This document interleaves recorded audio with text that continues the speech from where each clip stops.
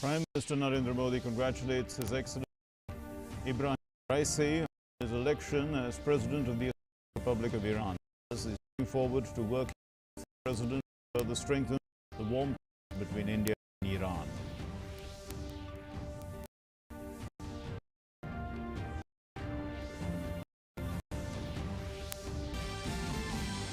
COVID daily cases continue to decline in India.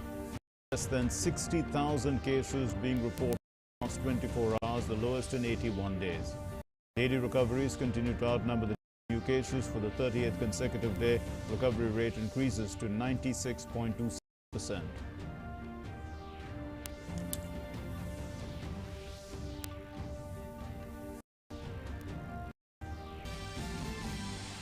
As COVID cases decline, states continue to unlock. Telangana to lift the lockdown from today, and Karnataka unlock phase 2 to start from tomorrow in districts where positivity rate is below 5%. Delhi extends COVID relaxations by one more week. Meanwhile, Goa extends state-level curfew till the 28th of June. India's COVID vaccination drive on a steady path. Cumulative vaccine coverage exceeds 27.66 crore, including over 38 lakh vaccine doses administered yesterday. More than 5.5 crore vaccine doses administered in the age group of 18 to 44 so far.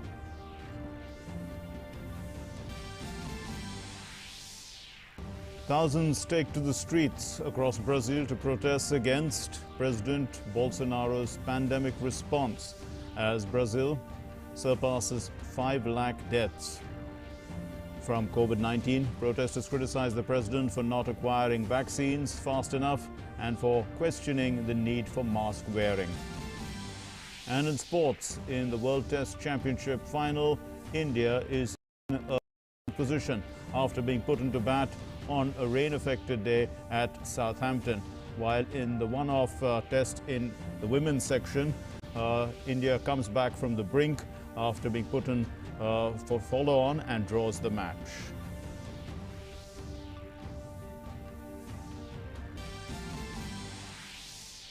In the Euro Cup 2020, Germany registers their first win of the tournament by beating defending champions Portugal, while Spain and Poland share the points in Seville. Italy to take on Wales, while Switzerland to face Turkey in a do-or-die match. Namaskar and welcome to the news. My name is Mark Lynn. Here's our top story. India continues to report a sustained slide in the daily new COVID-19 cases. In a significant development, the country has reported less than 60,000 daily cases after 81 days. India reported 58,419 new daily cases. Less than 1 lakh daily cases have been reported for 13 continuous days now. And this is a result of the sustained and collaborative efforts of the centre and the states and union territories. India has also been witnessing a continuous fall in the active caseload. The active caseload has declined to 7,29,243. A net decline of 30,776 being witnessed in the last 24 hours. And active cases are now only 2.44% of the country's total positive cases. As more people are recovering from COVID-19, the daily recoveries continue to outnumber the daily cases for the 38th consecutive day. In the last 24 hours, 87,619 patients have recovered. As many as 2,87,66,009 patients have recovered so far in the country, and the recovery rate has increased to 96.27%. The weekly positivity rate remains below 5%, currently at 3.44%. The daily positivity rate is below 5%. For subsequent days, it's now 3.22%. India has ramped up the vaccination drive. The country is providing people jabs against the COVID-19 and keeping them protected from the virus. According to the Ministry of Health and Family Welfare, over 27 crore 66 lakh people have been vaccinated so far. And on the 155th day of the vaccination in the country, over 38 lakh 10,000 vaccine doses were administered in a single day.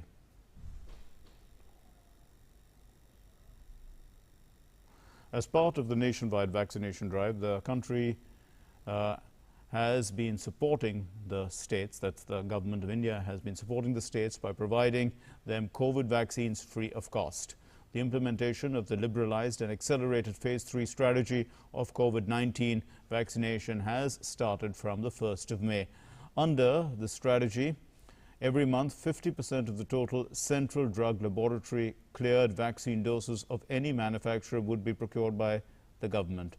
So far, more than 29.10 crore vaccine doses have been provided to states and union territories through the government's free of cost channel and through direct straight procurement category. And of these, the total consumption, including wastage, is 26 crore 4 lakh 19,412 doses as of this morning, and more than 3.06 crore COVID vaccine doses are still available with states and union territories to be administered. As many as 24 lakh 53,080 vaccine doses are in the pipeline and will be received by the states and union territories in the next 3 days. The centre will, from tomorrow, start distributing 75% of the total vaccines cleared by the Central Drug Lab to all states and union territories. The move will strengthen as well as further ramp up the COVID-19 vaccination drive in the country. Currently, the procurement of vaccines by the centre is 50% of the total doses cleared by the Central Drug Lab. The vaccines will then be given for administration to people of all age groups. The announcement regarding this was made by Prime Minister Narendra Modi in his address to the nation earlier this month. From tomorrow, after the commencement of the policy, states and union territories will not have to pay any amount for the procurement of vaccines, as the centre will bear all the expenses for the same. Well, COVID testing has continued at a steady pace across the country. On Saturday, 18,11,446 samples were tested for the virus. The country has so far tested a total of 39 crore 10 lakh 19,083 samples. The ILBS head, Dr. S.K. Sareen, spoke exclusively to DD News on the solution templates and an urgent need to have an antiviral COVID drug. Here is sharing an excerpt of that interview on Doctor's Chat with Dr. Sareen. You can watch the full telecast at 10. Seen rolling review process in that real-time vaccine performance in real-time monitoring. Are we doing that? What does it really signify? Why is this rolling process important? Why is it significant? Where do we stand? See, rolling process is generally given for an emergency situation. This was given for earlier Ebola virus. This is being given for many vaccines in the West, as well as for vaccines which are being or were developed in India. It means up to phase 2, where a small proportion of patients got vaccinated, it was found to be safe and approved.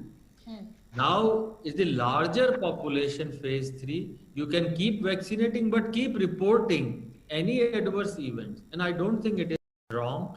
We have seen whether it is any major large country, and it should be continued. Once an adequate response of a large population has been shown that the side effects, adverse events are less, I think the review process is completed. As for Covaxin has been done, as for Covishield has been done. I think this is a very positive way, and the future vaccines which develop in India, mRNA vaccine or the biological advanced vaccine which they are making or any other vaccine, I think this process should be continued. Today is we don't have an antiviral drug. We have only to manage complications, to oxygen, give this, but where is a drug? If there is a infection by bacteria, you give antibiotic, but we don't have any antiviral. It can kill the virus once it gets in. So the next important steps that we need anywhere is to have antivirals. The virus has infected. Can you share many some countries insights? in the world? Many countries in the world are working. There are many new pharmas which are developing drugs that immediately can kill the virus in moments, in hours, and that is what we need. You get rid of virus in few hours. Are we That is working on what it? Is India, are we, I mean, if uh, not sharing the details classified, but are we working on it? What is the sense? I wish we had some more information on this. To my knowledge, which may be limited, there is not such an lead as of now. I know several countries in the U.S. the drugs are under trial. Very interesting drugs are under trial. Like you have heard antibody cocktail. I was What is an coming to antibody that, yes. cocktail? Antibody cocktail is somebody has got the virus and you want to neutralize by giving an antibody. Well, you can watch the full telecast at 10 p.m. on DD News and at 8:30 p.m. on DD India. Now, moving on, the COVID restrictions in Delhi have been further relaxed till 5 a.m. of June the 28th. So, restaurants and bars in Delhi have now been allowed with 50% of the seating capacity from 8 a.m. to 10 p.m. and this will happen from Monday. The Disaster Management Authority has further said that public parks, gardens, golf clubs in Delhi will be reopened from Monday, while outdoor yoga activities will also be permitted. All markets, market complexes and malls are permitted to open from 10 a.m. to 8 p.m. Delhi's bars will reopen from Monday with 50% seating capacity from 12 p.m. to 10 p.m. That's 12 noon to 10 p.m. Weekend lockdown continues to take place in Jharkhand, and this is to break the chain of COVID infections there. All shops and establishments are closed except for essential activities in the entire state, including in the capital city, Ranchi. Police forces have been deployed at various places to prevent violation of rules. The state government has appealed to the people not to come out of their homes without any reason, otherwise legal action would be taken against them. This lockdown has started from 4 p.m. on Saturday and will continue till 6 a.m. on Monday. Well, in Telangana, the government there has lifted COVID-19 lockdown from today. The decision was taken during the state cabinet meeting, which was chaired by the Chief Minister, Chandrasekhar Rao. So the decision to do away with the lockdown is based on reports of the State Medical and Health Department that the number of positive cases has drastically come down and corona is now under control in Telangana. All educational institutions in the state will reopen from the 1st of July with full preparedness. So the students will be allowed to attend the classes physically. Now, people of the state have been asked to continue to follow COVID-appropriate behavior to curtail the spread of the virus. We have seen people adapting various hobbies. They've taken up different hobbies during this pandemic. That's to beat the lockdown blues. Now, one of these is gardening, which is a source of fresh air, a source of good food as well. It's a good hobby which people can give their time to. So let's take a look at how Delhiites have picked up this habit and as a hobby.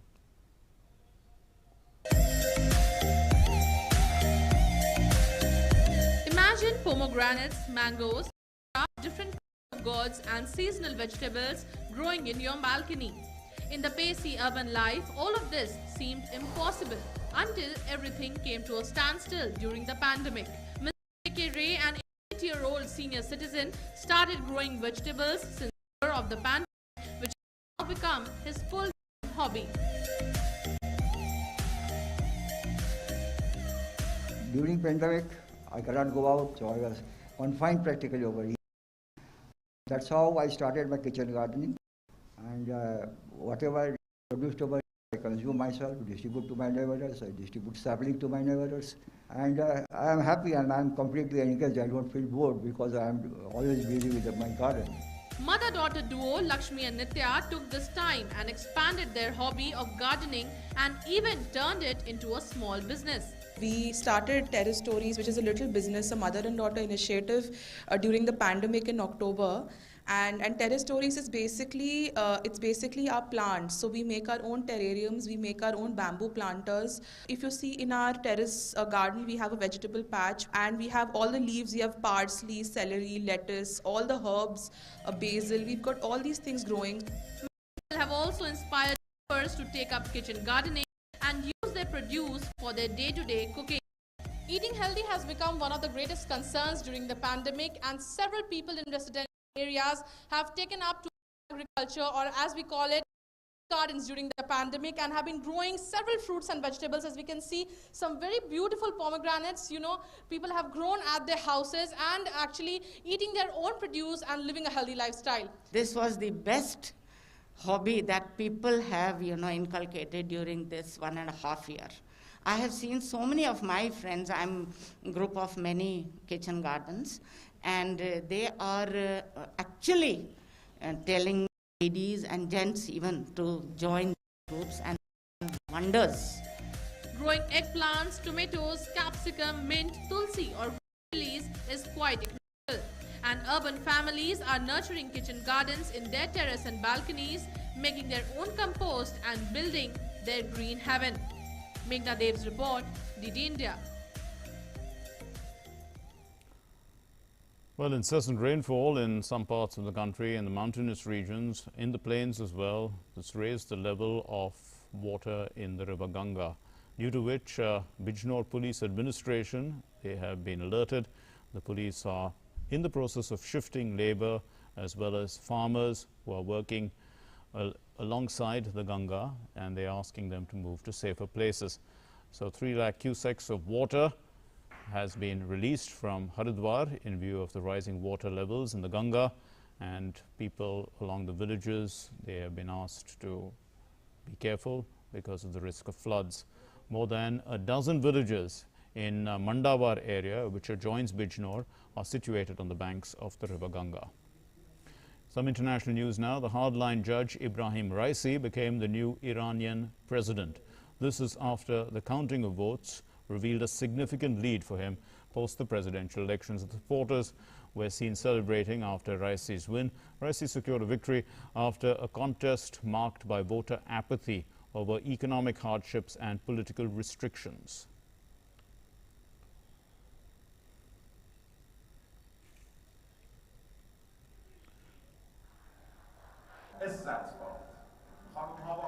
And Prime Minister Narendra Modi has congratulated the new president of Iran, Ibrahim Raisi, on his election and as the president of the Islamic Republic of Iran. Prime Minister Modi said that he looks forward to working with him to further strengthen the warm ties between India and Iran.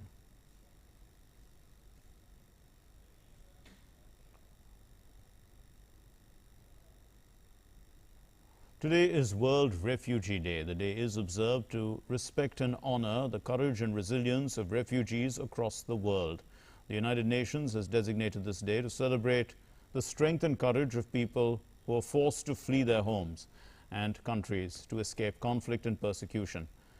Well, World Refugee Day is also a day to build empathy as well as some understanding for the plight of these people, to recognize their efforts in rebuilding their own lives. The day recognizes the rights, also the needs and the dreams of people who are refugees. According to UNHCR, 82.4 million people worldwide have been forcibly displaced by the end of 2020 as a result of persecution, conflict, violence, human rights violations, or events seriously disturbing public order. Let's now take a look at updates on COVID-19 from across the world. The virus has infected over 17.89 crore people worldwide, and the number of recoveries stand above 16.35 crores. So far, the number of lives globally are 38.76 lakh people who have passed away. The US is the worst hit country totally from COVID-19, with 3.44 crore people who have got the virus in total, and the country has crossed the grim milestone of 6 lakh fatalities. The number now stands at 6,17,000. And things are not so bad, and things are not so good in Brazil as well. Well, COVID-19 fatalities have surpassed 500,000, 5 lakhs as we call it here.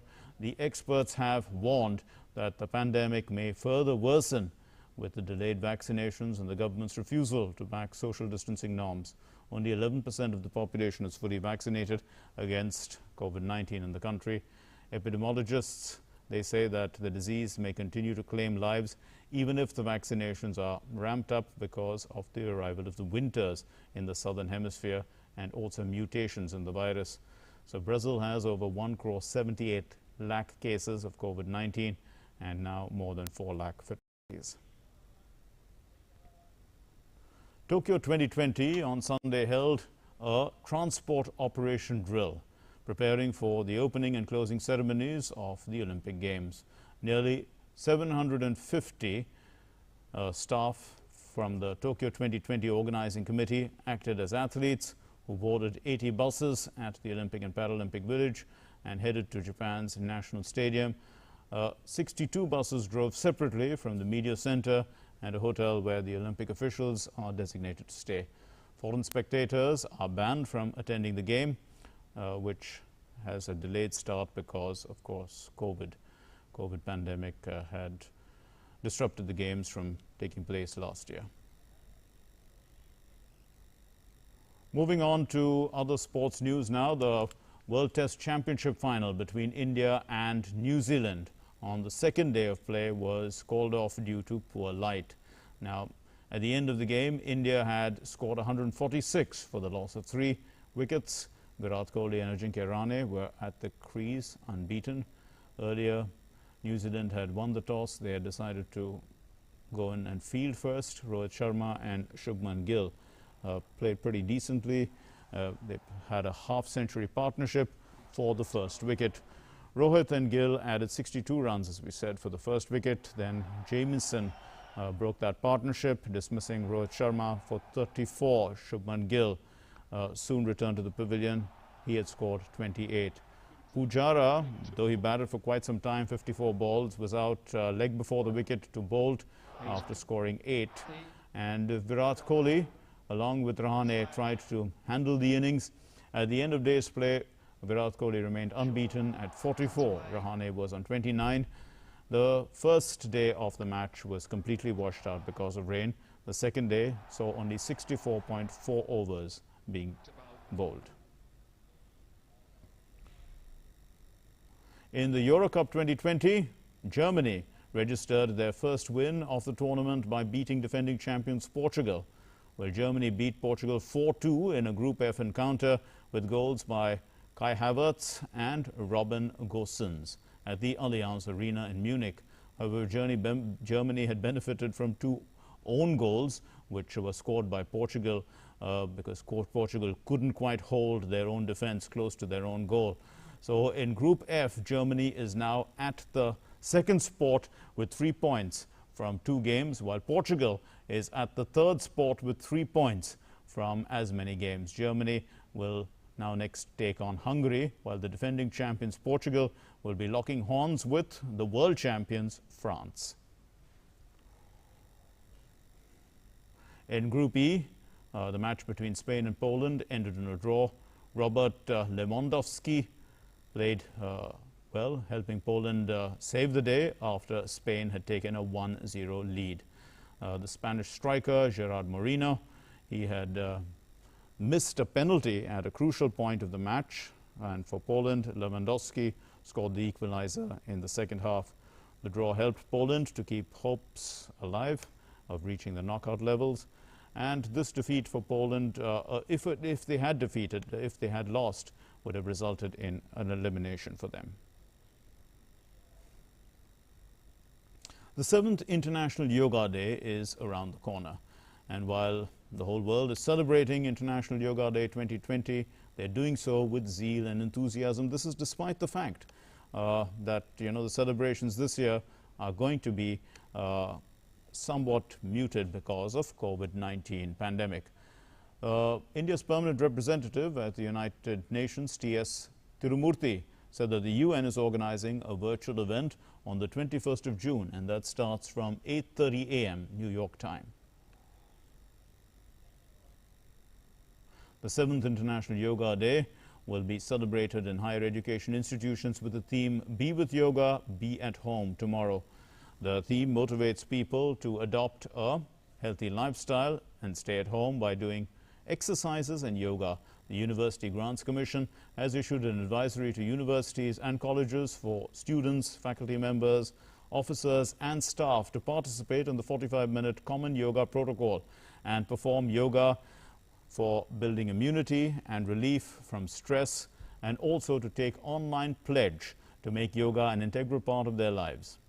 They have also been advised to maximize the use of digital as well as social media using the hashtag #BeWithYoga, Be at Home.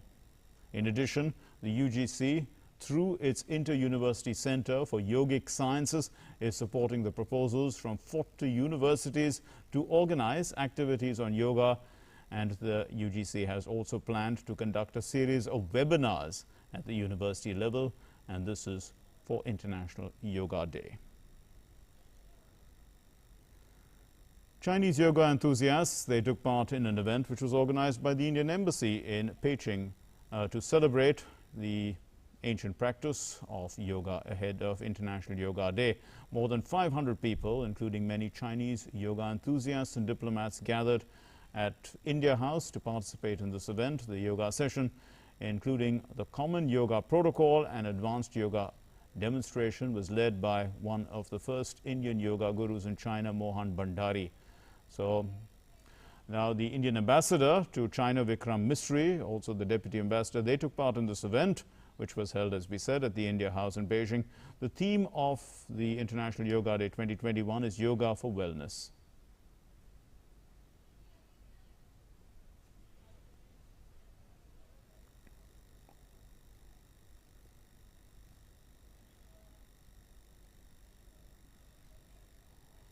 And let's tune in to today's yoga mantra.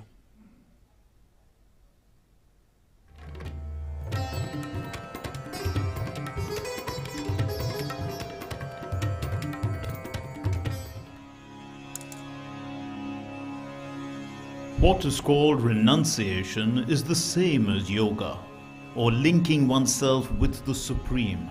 For no one can become a yogi unless he renounces the desire for sense gratification.